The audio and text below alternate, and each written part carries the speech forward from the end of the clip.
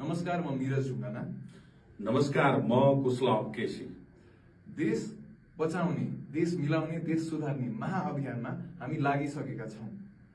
अहिले देशमा एउटा विकराल समस्या रहेको छ, त्यो भनेको चाहिँ सहकारी ठगीको कुरा। सहकारी ठगीले चाहिँ देशका लाखौं जनतालाई चाहिँ अफेक्ट गरेको छ, उहाँहरूको निन्द्रा हराम गरेको छ र यो कुरा चाहिँ तुरुन्त भन्दा तुरुन्त चाहिँ समाधान होस् भन्ने कुरामा चाहिँ हामी क्रियाशील छौं। अहिले बजेको सरकारले तत्काल 74 लाख सहकारी पीडितको समस्या समाधान गर्नुपर्छ भनेर आज हामीले यो कुरा सार्वजनिक गर्दैछौं। सरकारप्रति हामी आशावादी छौं, तर पूर्ण रूपमा भरोसा पनि गरिरहेका छौं। यो समस्याको समाधान भनेको नेपाली जनतालाई राहत दिने वातावरण पक्कै पनि यो समस्याको समाधानले सिर्जना गर्छ। यसमा सहकारी लघुवित्त मिटर ब्याजका ठूलो समस्याका पीडितहरू लाखौं जनताहरू प्रत्यक्ष प्रभावमा परेका छन्, समस्यामा परेका छन्। सहकारी लघुवित्त र मिटर ब्याजका जो चाहिँ हाम्रो पीडितहरू हुनुहुन्छ उहाँहरूको माग सुनियोस्। सरकारसँग म विनम्र अनुरोध गर्न चाहन्छु। हामी आशावादी छौं, तर हामी पूर्ण विश्वास भने गर्दैनौं, किनभने हामीले धेरै पहिलाको सरकारदेखि यो कुरामा घात पाइसकेका छौं। तर अब चाहिँ यो समस्याको समाधान होस्। धेरै नेपालीको निन्द्रा चाहिँ लागेको छैन यही कारणले।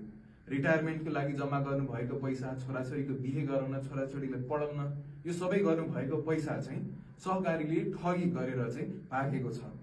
दोषीलाई तुरुन्त भन्दा तुरुन्त कारबाही होस् भन्ने चाहिँ हामी सरकारसँग यो माग चाहिँ एकदम दृढ चाहिँ बोलीले राख्न चाहन्छौं। हामी संकल्प गर्छौं कि जेएनजी पुस्ताको आन्दोलनले जन्माएको युवा पुस्ता मिराज ढुङ्गाना र म सहकारी पीडित बचतकर्ता महासंघ एक साथमा रहेर सड़कमा भएका समग्र समस्या जो आन्दोलित भइरहेका छन्, समग्रको समस्या समाधान गर्नमा हामी एक साथमा अगाडि बढिसकेका छौं। युवा पुस्तासँग अब महासंघ साथमा छ। कसैले पनि यी कुराहरूलाई नजरअन्दाज गर्ने प्रयास गर्यो भने हामी कसैलाई पनि छोड्दैनौं, किनभने हामी कुनै दलमा पनि छैनौं। हामी कसैप्रति आग्रह पूर्वाग्रह राखेका पनि छैनौं। विशुद्ध भएको भ्रष्टाचार, व्यथिति, अनियमितताको अन्त्य गर्नका लागि हामी एक साथमा आइसकेका छौं। समग्रलाई आग्रह गर्न चाहन्छौं, अब म ठूलो त ठूलो ऊ सानो भन्ने भन्दा पनि सबै एक साथमा आएर अगाडि बढौँ। यही भन्दै हाम्रो यो चाहिँ पार्टनरशिपलाई चाहिँ यसले केही न केही